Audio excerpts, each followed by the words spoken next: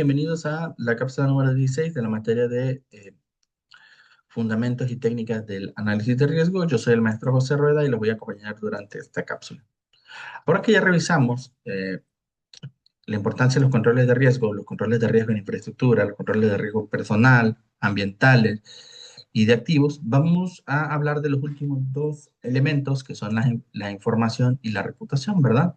Que en realidad son elementos que van muy casados, muy de la mano, ¿verdad? Bien, las medidas de control respecto a la información. En el mundo actual, la información se ha convertido en un activo crítico para cualquier organización.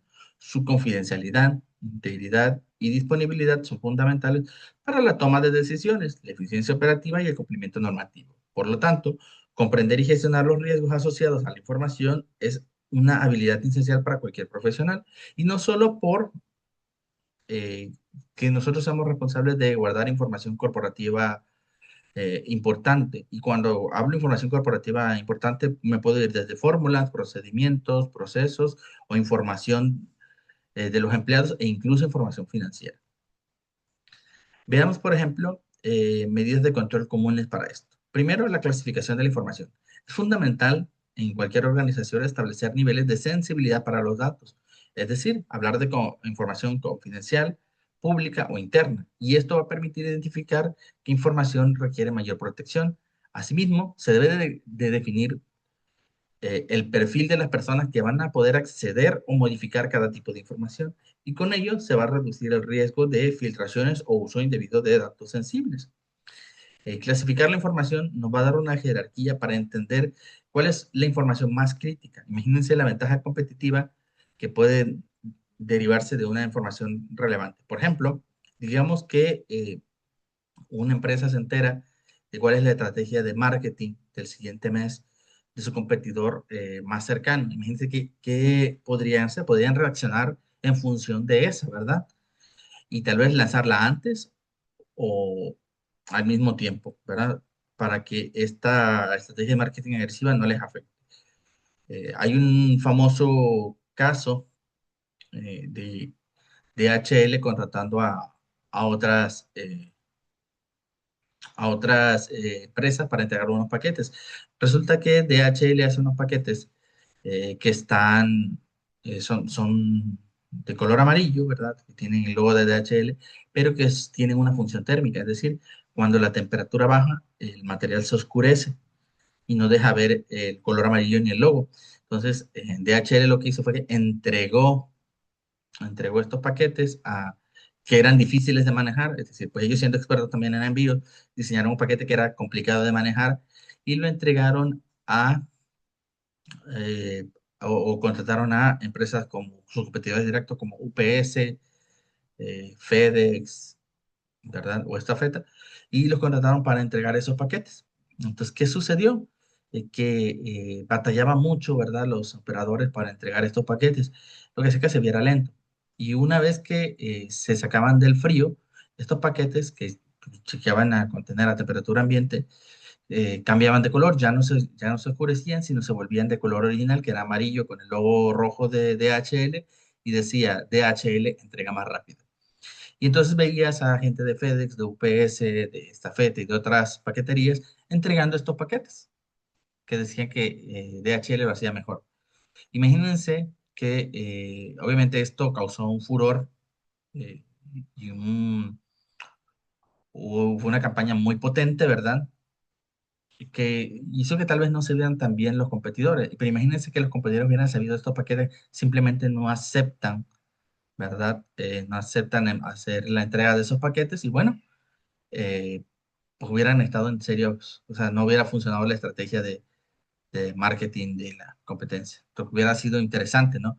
Porque bueno, no quiero imaginarme que tan difícil podría ser o qué tan mal se vio una empresa, por ejemplo, como UPS, expertos también, llevando un paquete de DHL que decía DHL lo hace mejor, ¿no?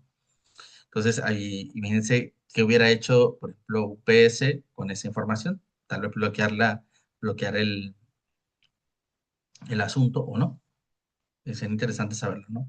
Pero hay otra información que no es tan relevante que se considera pública. Por ejemplo, hay compañías que venden equipos y proporcionan fichas técnicas simplificadas en sus páginas web para que los futuros compradores puedan identificarlo. Entonces, los niveles de información son importantes porque nos van a decir qué podemos y qué no podemos compartir.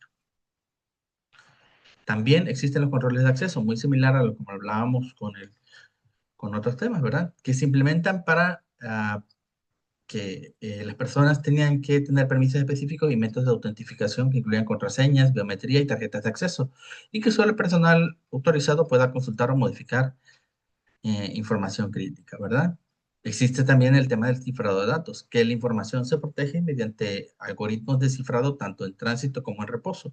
Esto garantiza que, aunque se intercepten ciertas comunicaciones, no puedan ser leídas por terceros.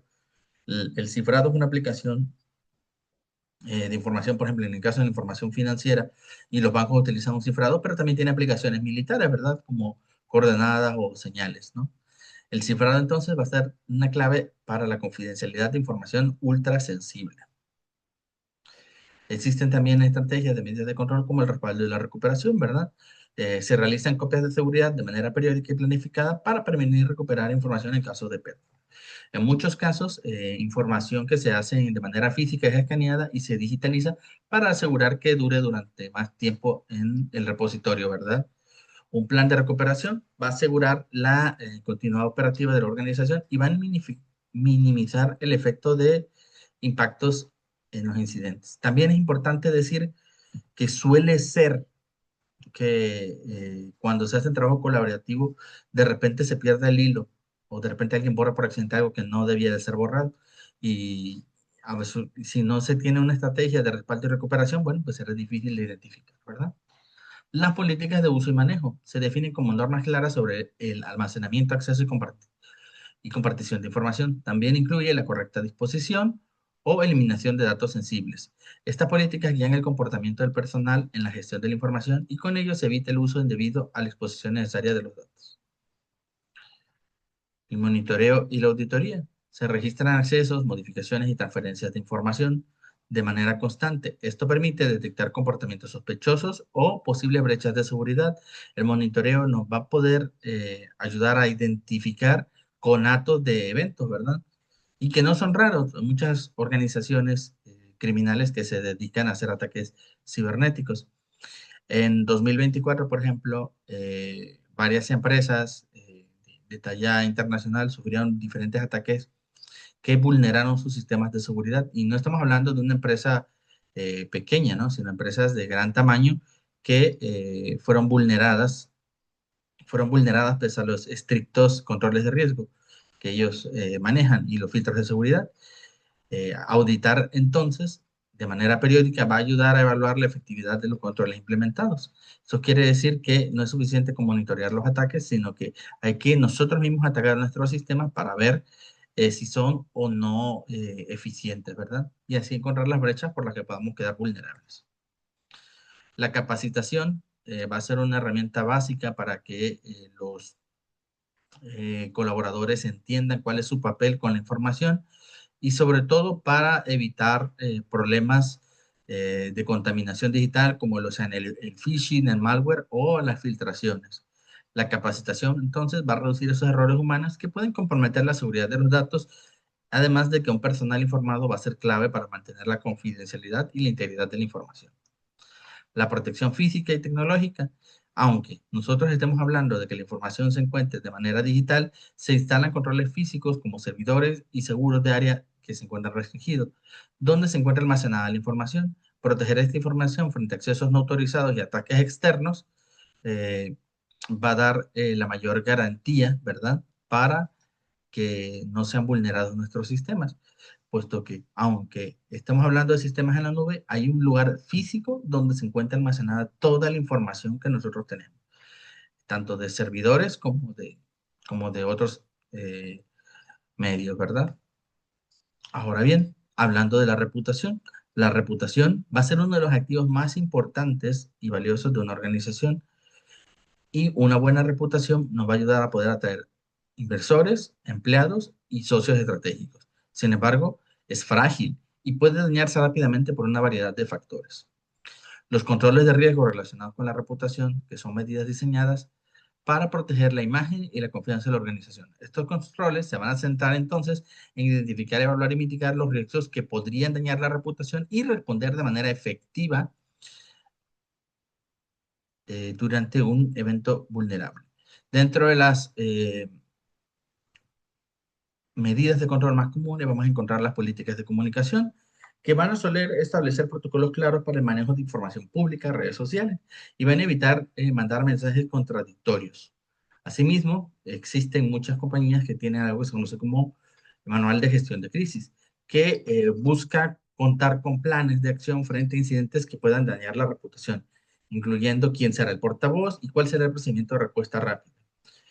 Cabe señalar que el silencio administrativo no es una estrategia muy fiable, ¿verdad? O que pueda servir por mucho tiempo. La mayoría de las veces, cuando ocurre un evento de gran magnitud, el personal de mayor rango eh, de las compañías y de las organizaciones, bueno, pues será quien tenga que dar lección de esto, ¿verdad? O que tendrá que dar respuestas. Cumplimiento normativo y ético, asegurar que la empresa respete leyes, regulaciones y principios éticos va a hacer que eviten sanciones o controversias que puedan dañar la imagen pública que se tenga. Existen diferentes mecanismos. Hoy día hay una palabra en inglés que se utiliza para hablar de este fenómeno de protección que se conoce como compliance. El compliance es el conjunto de medidas de control técnico-administrativas orientadas al cumplimiento legal y normativo que permite proteger la reputación de las empresas en materia de seguridad social, en materia de cumplimiento de leyes, en materia de control ambiental y otras, ¿verdad?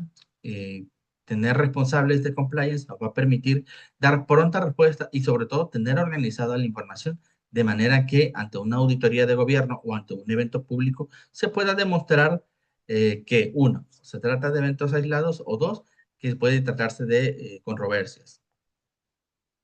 Asimismo, otra de las medidas importantes es que se evalúe a los proveedores y a los socios. Hay que tener mucho cuidado con quienes hacen negocio de la organización. Tenemos que buscar tener aliados confiables que no pongan en riesgo la reputación de la organización. Es decir, si tú eres una empresa confiable, pero tus proveedores no son confiables, eso va a afectar directamente tu imagen. Y viceversa, si tú eres una empresa no confiable y tienes proveedores confiables, posiblemente eso te pueda ayudar a mejorar la reputación de la tuya. Lo ideal es que todos los proveedores sean confiables y que eso fortalezca tu reputación, ¿verdad? La transparencia y la rendición de cuentas, muchas empresas publican abiertamente algo que se conoce como informe de actividades, donde hablan un poco sobre cómo fue su manejo públicamente, ¿verdad? Y que se informa de los resultados, no necesariamente en términos monetarios o no totalmente en términos monetarios, sino en diferentes áreas. Esta es una práctica muy común para las empresas que buscan desalentar, ¿verdad?, a la voz pública de agredirlos. Así, los métodos de control aplicados a información y reputación van a ser fundamentales para proteger los activos intangibles de la organización, garantizando confidencialidad, integridad y disponibilidad de datos. La implementación de las políticas claras, controles de acceso y de igual forma los controles de reputación como la gestión de crisis y la comunicación transparente fortalecen la imagen corporativa y van a prevenir daños en la imagen de la empresa y van a prevenir pérdida de la confianza pública, ¿verdad? Estas medidas entonces van a asegurar que la organización opere de manera segura, eficiente y sobre todo responsable, protegiendo tanto su privilegio de prestigio como su información. Muy bien, eso es todo por esta cápsula. Hasta luego.